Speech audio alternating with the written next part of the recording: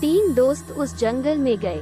सिर्फ एक रात ही उन्हें काटनी थी, इसलिए उन्होंने अपने खाने के लिए सभी जरूरी चीजें जिनकी उन्हें जरूरत थी अपने साथ में ले ली और तीनों दोस्त जंगल की ओर चल पड़े।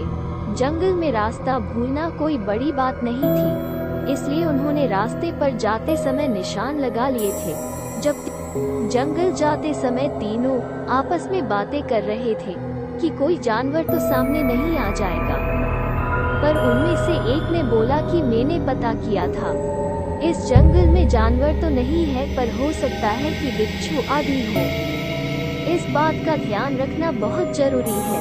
तीनों जब जंगल में पहुंच गए तो एक ऐसी जगह तलाश करने लगे जहां पर वो अपना एक कैंप लगा सके और अपने खाने के लिए कुछ बना सके।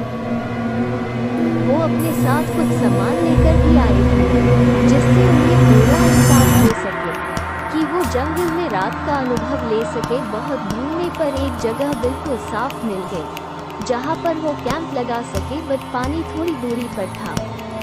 रात आधी ही हुई थी कि कुछ आवाज आने लगी, पर यह आवाज कुछ अजीब थी। तीनों की आंखें खुल गई और आवाज ऐसी लग रही थी कि कहीं पास से आ रही थी।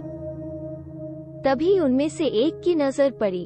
उनके पास में एक पेड़ था जो कि बीच में से आधा काटा गया, पर जब वो लोग यहाँ पर आए थे तो पेड़ सही था।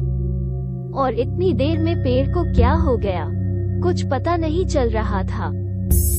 तभी उनकी नजर अपने कैंप पर गई। ऐसा लग रहा था कि कैंप को कोई खींच रहा है, बट कैंप को कौन खींच रहा है?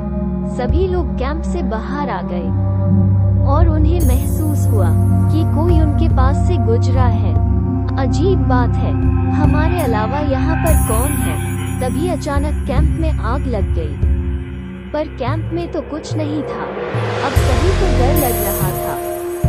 सभी लोग रात में ही वो से भागे। अब कोई सवाल नहीं था, अब सिर्फ जाना ही था। तभी बारिश शुरू होने लगी। बारिश के होते ही वो आवाज फिर से आने लगी। ऐसा लग रहा था कि किसी को पानी से डर लग रहा है। अब वो यही सोच रहे थे कि जितना जल्दी हो सके यहाँ से निकला जाए।